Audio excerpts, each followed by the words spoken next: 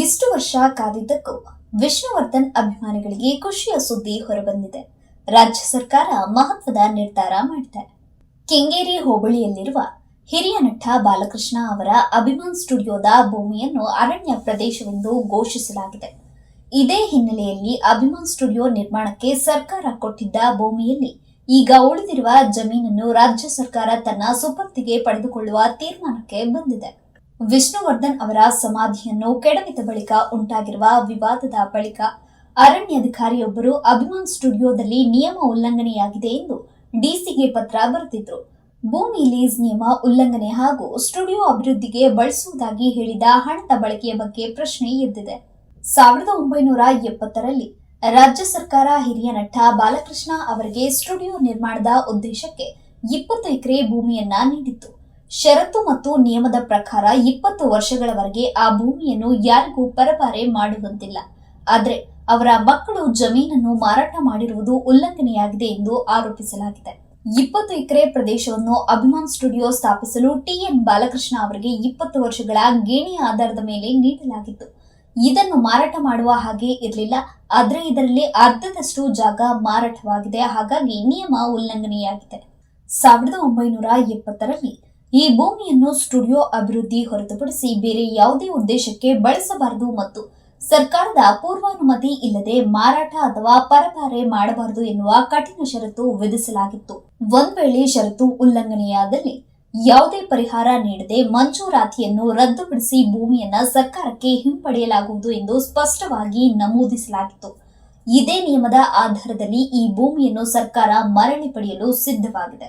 ಇದೀಗ ಅರಣ್ಯ ಇಲಾಖೆಯು ಬೆಂಗಳೂರು ನಗರ ವಿಭಾಗವು ಕ್ರಮಕ್ಕೆ ಮುಂದಾಗಿದೆ.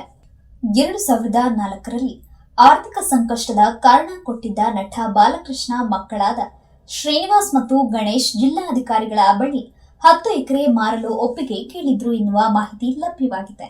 ಜಿಲ್ಲಾಧಿಕಾರಿಗಳ ವಿಶೇಷ ಅಧಿಕಾರ ಬಳಸಿ 10 ಎಕರೆ ಜಮೀನು ಮಾರಲಾಗಿದೆ. ಮಾರಾಟದಿಂದ ಬಂದ ಹಣವನ್ನು ಸ್ಟುಡಿಯೋ ಅಭಿವೃದ್ಧಿಗೆ ಮಾತ್ರ ಬಳಕೆ ಮಾಡಿಕೊಳ್ಳುವುದಾಗಿ ಅವರು ಸರ್ಕಾರಕ್ಕೆ ಹೇಳಿದ್ರು. ಆದ್ರೆ ಆ ಕೆಲಸ ಆಗಿಲ್ಲ. ಈವರೆಗೂ ಸ್ಟುಡಿಯೋ ಯಥಾಸ್ಥಿತಿಯಲ್ಲೇ ಇದೆ. ಈಗ ನೋಡಿದ್ರೆ ಬಾಲಕೃಷ್ಣ ಮೊಮ್ಮಗ ಕಾರ್ತಿಕ್ ಈ ಜಮೀನನ್ನು ಮಾರಲು ಸಿದ್ಧತೆ ಮಾಡಿದ್ರು.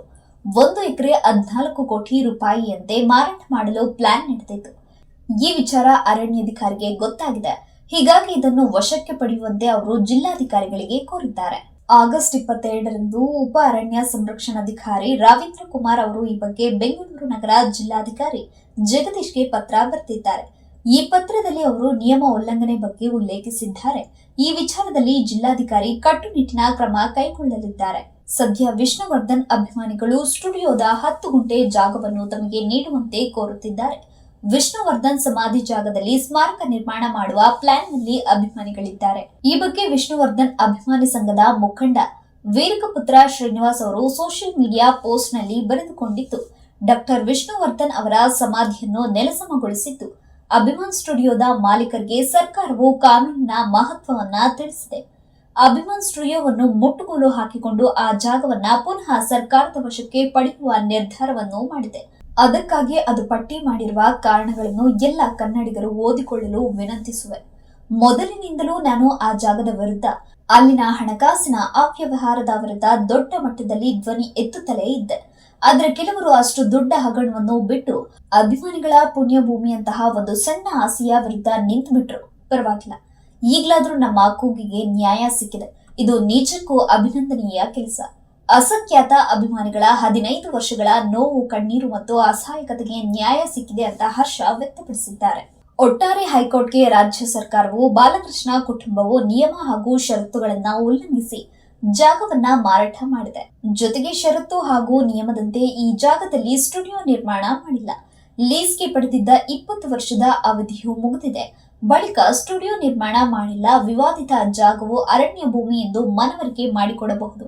ಹೀಗಾಗಿ ಕಾನೂನು ಹೋರಾಟದಲ್ಲಿ ನಟ ಬಾಲಕೃಷ್ಣ ಮಕ್ಕಳು ಮೊಮ್ಮಕ್ಕಳಿಗೆ ಹಿನ್ನಡೆಯಾಗುವ ಸಾಧ್ಯತೆ ಮೇಲ್ನೋಟಕ್ಕೆ ಕಂಡು ಬರುತ್ತದೆ.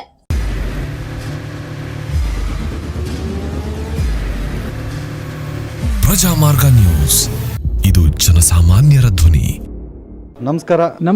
ನೀವು ನೋಡ್ತಾ ಇದ್ದೀರಾ ಪ್ರಜಾಮಾರ್ಗ ನ್ಯೂಸ್. ರಾಷ್ಟ್ರದ ರಾಜ್ಯದ ರಾಜಕೀಯದ ಬಗ್ಗೆ ಹೆಚ್ಚಿನ ಸಿನಿಮಾ ಅಪ್ಡೇಟ್ಗಳಿಗಾಗಿ ಫಸ್ಟ್ ಲೈಕ್ ಮಾಡಿ, ಸಬ್ಸ್ಕ್ರೈಬ್ ಆಗಿ, ಹಾಗೆ ಫಾಲೋ ಕೂಡ ಮಾಡಬೇಕು.